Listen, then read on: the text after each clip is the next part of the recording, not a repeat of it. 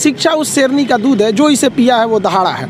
और आप अगर दहाड़ना चाहते हैं तो शिक्षा के सिवा कोई रास्ता नहीं है आपको, फिर सब हर कदम पे लोग आपको दबाते हैं। कलाम साहब ने भी कहा था कि किसी देश का भविष्य किसी कॉलेज के अंतिम बेंच पर बैठा हुआ विद्यार्थी के देख क्या बता सकते हैं। गरीबी होना कोई पाप नहीं है। एक रेस के घोड़ा को अगर आप देखिएगा ना, तो रेस पे घोड़े पे जो बैठा होता है घुड़सवार, उस घोड़े को बहुत मारता है, इतना तकलीफ देता है कि घोड़ा को समझ में नहीं आता है कि हमको तकलीफ क्यों दे रहा है। लेकिन रियलिटी में देखिएगा ना, तो उसका मालिक उस घोड़े को जिताना चाहता है। तो उसी तरह हमारा मालिक भगवान है। अगर हमें गरीबी दे रहा है, तकलीफ दे रहा है ना, तो आप इससे घबराइए नहीं। वो मालिक हमें जिताना चाह रहा है, और आप रेस छोड़ के भाग जाइएगा तो क्या करेगा वो? तो आपको जिताना चाह रहा है।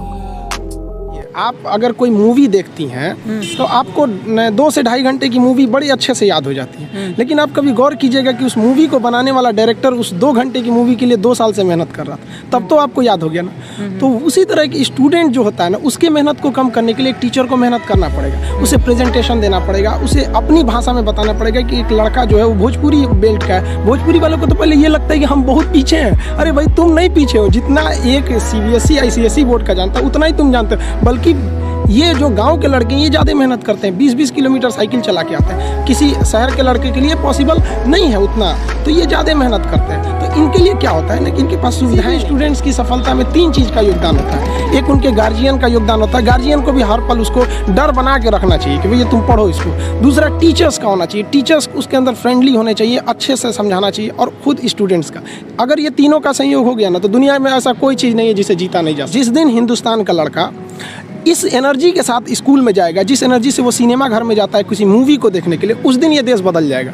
और ये पक्का बदलेगा, ये मेरा पूर्ण विश्वास है। थोड़ा वक्त लगेगा, लेकिन ऐसा नहीं है कि बदलेगा नहीं। पढ़ाई इतना दिलचस्प चीज़ होता है ना, कि आपको 1 घंटे का क्लास कब खत्म हो जाएगा पता ही नहीं चलेगा, बशर्ते टीचर्स उस माहौल में देखा होती है। पढ़ाई की 2 चीज़ें होती है। एक टीचर जो होता है ना, वो तो पढ़ लिया, उसका लेवल बहुत ऊपर है, और जो स्टूडेंट है ना, वो तो अभी शुरुआत कर रहा है, तो उसका लेवल बहुत नीचे है। बड़ा अंतर होता है ना ये 2 चीज़ों में समन्वय बनाना। जैसे सुई में धागा डालना, दोनों को एक लाइनर होना जरूरी है, तो ही जाएगा।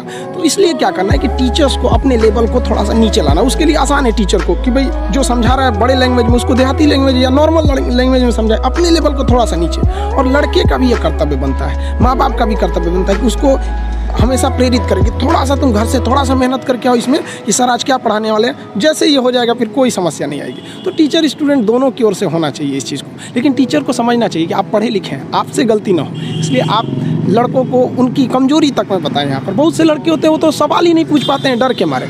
ये नहीं होना चाहिए, क्योंकि वो टीचर को टीचर समझ रहा है। लेकिन अगर टीचर को जिस दिन वो दोस्त समझने लगेगा ना, वो सवाल पूछेगा। और अगर वो सवाल नहीं पूछ रहा है तो आप क्या कर रहे हैं? 130 करोड़ जनसंख्या में आप एक मानव संसाधन को खराब कर रहे हैं अपने विद्यालय में बैठा के। वो सवाल नहीं पूछा तो क्या करें? मेरे लाइफ का एक ही प्लान है कि भाई जो स्टूडेंट्स हैं ना, स्टूडेंट्स ये इस देश को बदल सकते हैं। आज़ादी से पहले अगर आप गौर कीजिएगा ना, तो देश को बदला था वकीलों ने मिलकर। आप चाहे वो महात्मा गांधी को उठाइए, जवाहरलाल नेहरू, मोतीलाल नेहरू, या भीमराव अम्बेडकर साहब, सरदार पटेल, या जितने भी हमारे स्वतंत्रता सेनानी रहे, तो ज़्यादातर लोगों ने वकील थे वो उस वक्त में। लेकिन अभी की जो दौर है वो युवाओं के हाथ में, स्टूडेंट्स के हाथ में। अब युवा अपने अधिकार के लिए आप दबिए नहीं, आप दबेंगे तो दबाएंगे। और आप पढ़े लिखे होकर दब जाएंगे तो फिर एक अनपढ़ को तो कुचल दिया जाएगा, उसको दबाया ही नहीं जाएगा। तो अब स्टूडेंट्स जाग गया है, अब स्टूडेंट्स को कोई नहीं रोक सकता। आगे वाले देश का भविष्य वही है। और हमारे कलाम साहब ने भी कहा था कि किसी देश का भविष्य किसी कॉलेज के अंतिम बेंच पर बैठा हुआ विद्यार्थी के देख कर। स्टूडेंट सरकारी स्कूल में पढ़ने जाता है तो आपको क्या लगता है उसको कितना नॉलेज मिलेगा? वो 1 घंटा बैठेगा तो 1 घंटा में कितना नॉलेज गेन कर पाएगा? तो वहाँ एक कॉलेज के मैनेजमेंट की भी गलती है, और स्टूडेंट्स में भी है कि भाई देखिए, आप कॉलेज नहीं जाइएगा तो फिर स्कूल और कॉलेज जो होता है ना, माँ का दूध होता है, और ये सबके लिए ज़रूरी होता है। ये ज़रूरी है, वहाँ उनको भी समझना पड़ेगा। और गार्जियन के अंदर भी एक नैतिकता आनी चाहिए। और स्टूडेंट की जो सबसे बड़ी खराबी क्या है ना, उनके अंदर इच्छा है कि हमें कुछ करना है, उनके अंदर शौक़ है कि हमें नौकरी पाना है, पढ़ाई करना है, लेकिन उनके अंदर डर नहीं है। और ये डर बहुत ज़रूरी चीज़ होता है।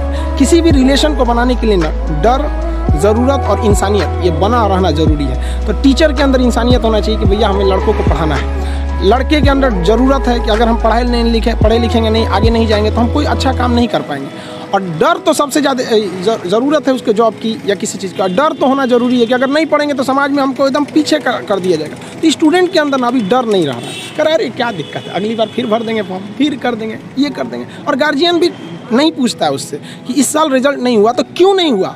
लड़का एग्ज़ाम देने जाता है ना, तो उसको पता चल जाता है एग्जामिनेशन हॉल में कि मेरा रिजल्ट होगा या नहीं होगा, और ये रियलिटी है। अगर आप वेट कर रहे हैं ना तो समझिए कि आपकी संभावना कम है रिजल्ट होने की, क्योंकि जिनका रिजल्ट होता है वो एग्जामिनेशन हॉल में समझ जाता है, और जब लड़का फेल होता है ना तो एक बहाना खोजने लगता है, ये प्रॉब्लम था, तबीयत ठीक नहीं थी, ऐसा हो गया, जबकि ऐसा चीज़ नहीं है। आप शुरुआत से ही गलती करते आ रहे हैं। ये लड़कों की भी भावना है, उनको भी अपने चेंज करना चाहिए इस सोच को। ये भी होना कोई पाप नहीं है।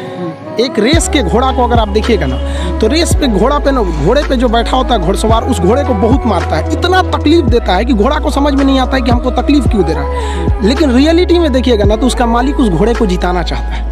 तो उसी तरह हमारा मालिक भगवान है। अगर हमें गरीबी दे रहा है, तकलीफ दे रहा है ना, तो आप इससे घबराइए नहीं। वो मालिक हमें जिताना चाह रहा है, और आप रेस छोड़ के भाग जाइएगा तो क्या करेगा? वो तो आपको जिताना चाह रहा है। तो गरीबी कोई नहीं। हम लोग खुद जब अपने स्टूडेंट लाइफ में थे तो हम लोग उसमें गुरुद्वारा में जाके खाना खाए थे, ये हालत था हम लोग का।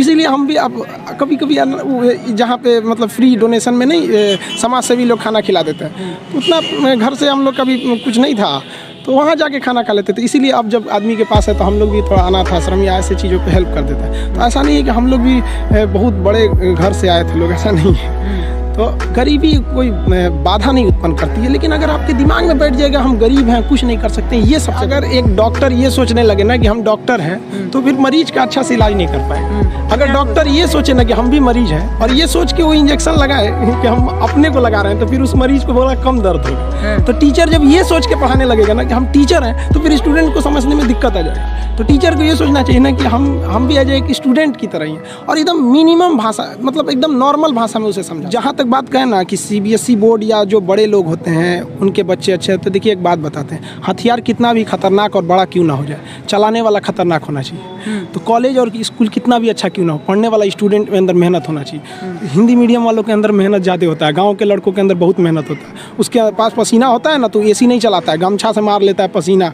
हाथ में रुमाल बांध लेता है कि पसीने से कॉपी ना भीगे वहाँ पर। उसके पास तकिया नहीं होता है मोड़ने के लिए, हाथ मोड़ के लगा लेता है तकिया, वो पढ़ता है सुबह उठ के। तो ऐसा नहीं है, उनके पास मेहनत नहीं, वो बहुत मेहनत करते हैं। लेकिन उनके साथ सबसे बड़ा कमी क्या है कि आज से 5 साल पहले उनके पास कोई ऐसा साधन नहीं था कि उन्हें अच्छे टीचर मिल सके। अब तो डिजिटली हो गया। ये सबसे फायदा हुआ है गाँव वालों के लिए कि आप डिजिटल, आप गाँव के किसी कोना में बैठ के इंडिया के किसी टीचर से पढ़ सकते हैं। ये सबसे बड़ा फायदा है। और अमीरों को यहाँ पहले बेनिफिट मिलता था कि जो गाँव का लड़का है, बिहार का है, यूपी का है, उड़ीसा का है, गाँव का परिवार, वो दिल्ली जाके कैसे पढ़ेगा? अब कोई दिक्कत नहीं है, आप एक नॉर्मल मोबाइल लीजिए। गाँव से इतना बड़ा है, आप 135 करोड़ आबादी में आपको चेंजिंग देखने में बड़ा समय लग जाएगा इसमें। लेकिन हाँ, चेंजिंग आई है, लेकिन इसका भी सदुपयोग करना पड़ेगा। अब आप देखिए कुछ लोग फेसबुक पे उल्टे सीधे पोस्ट कर देते हैं, समाज में सौहार्द बिगाड़ते हैं। तो ये लोग तो उसका डिजिटल क्रांति के लिए तो आप समझिए तो गड्ढा खोद रहे हैं उनके लिए। तो ये उन लोग के लिए ऐसा नहीं है। बट स्टूडेंट्स अभी भी जागरूक है, लेकिन वो बहक जाता है पढ़ने के लिए यूट्यूब फेसबुक में गायब हो जाता है। ये उनको अपने आप पे थोड़ा सा एक कंट्रोल रखना पड़ेगा।